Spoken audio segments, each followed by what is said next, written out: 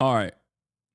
Late last year, okay, this is from Louis Theroux. He wrote this op-ed as an accompanying piece to the doco, the new doco Settlers that we watched yesterday. Okay. Here's the editor's note of it, but this is the accompanying piece that he wrote alongside. Can you not compare Bad Empanada to crazy right-wing people, Hasan? No, I don't. I literally said that is not the case. I'm saying that morally he is on the correct side, even if his methods are fucking insane. And sometimes he has too much of a penchant for drama, and it does get crazy. Let's be real. That's not giving an inch to fascists in any way, shape, or form. It's just an acknowledgement of reality. He is morally correct, even if his methods are insane sometimes. Islamists defending Turkish colonialism. When is Turkey, your country, going to stop occupying Cyprus? What is happening? And Constantinople, Turks are colonizers and invaders, right? Like, Cyprus aside, okay? Cyprus is one thing, but Constantinople, bitch, 1453, suck my dick. What do you mean Constantinople?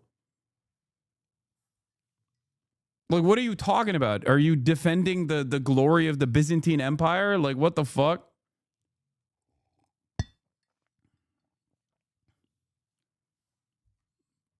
It's called Istanbul, bitch.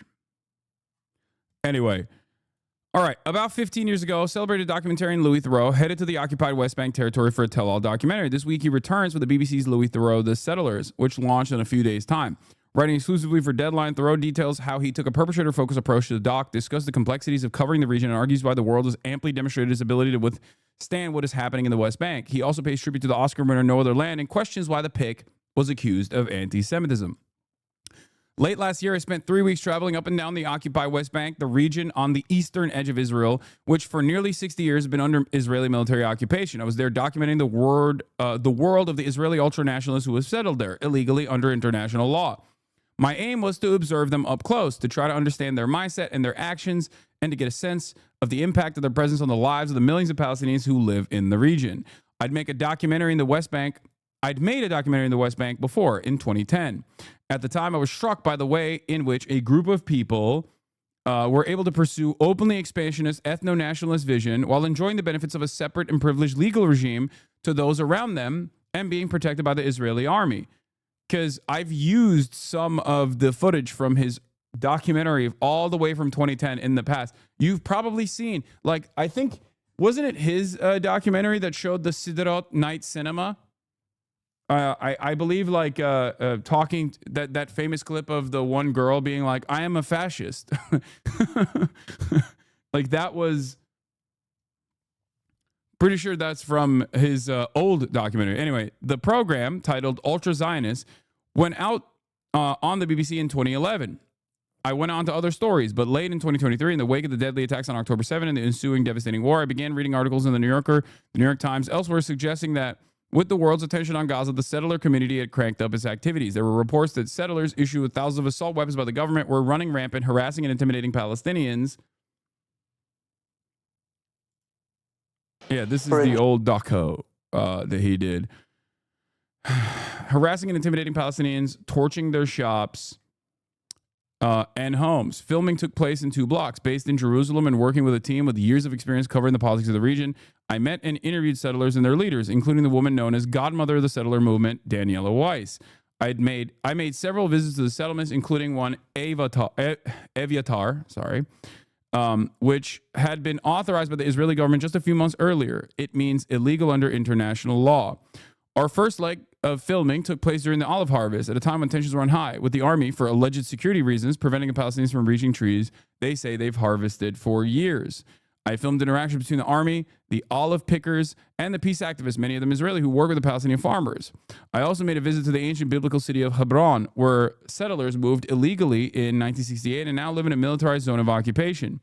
Filming of this kind carries risks. Some are physical, others are reputational. The narratives around Israel and Palestinians are fiercely contested. No piece of coverage will please everyone. In general, I try not to over-worry about how my reporting will be received. I trust my instincts. I accept mine is just one contribution in the vast offerings of coverage. Others are valid. Not to mention that I'm not a typical journalist and certainly not a current affairs reporter. I have my own way of tackling my subjects driven by my own personal curiosity. What I can offer is my take. I have a style and an approach which, for good or ill, I've made my own. You would call it perpetrator focus. I try to hear from those at the heart of a story who, broadly speaking, are viewed as being in the wrong. Naturally, giving airtime to these people can lead to accusations of platforming. I understand the charge. My decision to film means potentially millions will be exposed to the views of people who may be racist, fundamentalist, or bigoted. But making a documentary isn't just a matter of handing someone a megaphone and saying, have at it. It's a process of asking the right questions, challenging, contextualizing, doing journalism. I believe that if done in a way that is considered and forensic, this approach gives viewers access to attitudes. Okay, hold on. Access to attitudes and ideologies that is more powerful for being unmediated. The settlers' outlook, their beliefs, openly anti-democratic and supremacist as they sometimes are, is seen for what it is. There are also risks associated with drawing attention to forms of exclusionary nationalism when they are perpetrated by people who, in this case, are a part of a minority group with its own long, blood-stained history of enduring persecution. I have made several films that document anti-Semitism, including one that looks at its resurgence in the social media era. It's been one of the most troubling aspects of our new media landscape that it has led to such a vast and toxic onslaught of anti-Semitic content. That's the other side of this. Like, he has documented growing neo-Nazi movements in the Western world as well, pretty successfully, as I might add. I've actually watched some of his documentaries on that front as well. So it's like crazy to be like, this guy is an anti-Semite.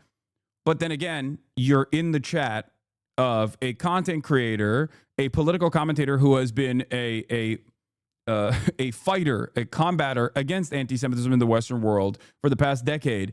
And that hasn't stopped these pro-Israel groups from branding me as a vile anti-Semitic terrorist over and over and over again. So it does not matter. Ultimately, these people that want to defend Israel will call anyone and everyone a fucking vicious anti-Semite, including but not limited to Louis Theroux now, okay?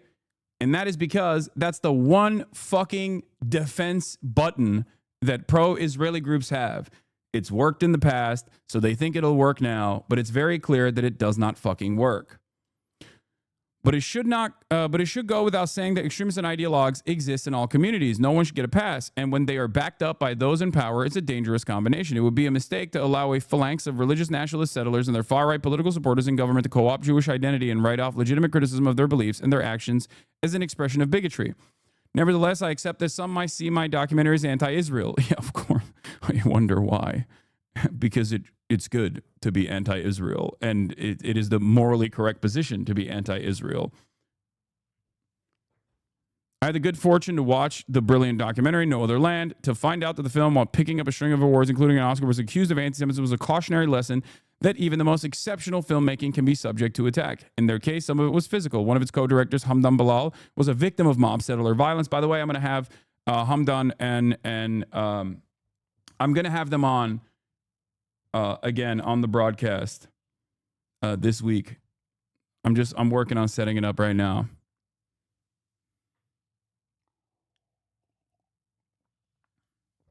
Basil and Hamdan both. One of my reasons for wanting to go back, apart from the changes in the region itself, was the sense that increasingly the wider world was looking to what is happening in Israel and the occupied territories for clues as to what their own future might look like. Some global populist leaders view the ideology of the settler community as a prototype for a type of nationalism they would like to practice. Oh my God. Let me tell you something, okay? I don't know the full scope of Louis Theroux's attitude towards Zionism. I don't know. I don't really care, ultimately, because I think his documentary stands alone as a very valuable piece of a very valuable piece of information that you can show to people, right? But what he is saying here is 100% correct. This is a real motivator for a lot of ultra-nationalists in the Western world. They look to Israel as a laboratory of pain and surveillance. Okay? They want to bring what Israel is doing to the Palestinians into the Western world. And in some instances, they already have started it. It is an inspiration. It is a testing ground. It is a blueprint. And it is some of our Western corporations that work in Israel as a testing ground against the Palestinians with technology that they will inevitably use on the domestic population as well, the imperial boomerang. They regard Israeli settlers as the tip of the spear of what they frame as a global war against Islam. The views expressed by some in the film are part of a much wider and increasingly powerful anti-democratic strain of thinking that is pushing back against notions of civil rights and the rule of law. And so there is renewed relevance to understanding what is happening in the West Bank. Recently, I was asked about how I thought the story would change in the future. I thought about how it had changed since my last visit 15 years ago. The difference, I realized, was mainly one of degree. More harassment, more displacement, more death. It's hard to say confidently that the situation is likely to improve. It's a depressing thought. It was the French aphorist La Rochefoucauld who said, "We all have enough strength to withstand the misfortunes of others. The world has amply demonstrated its ability to withstand what is happening in the West Bank."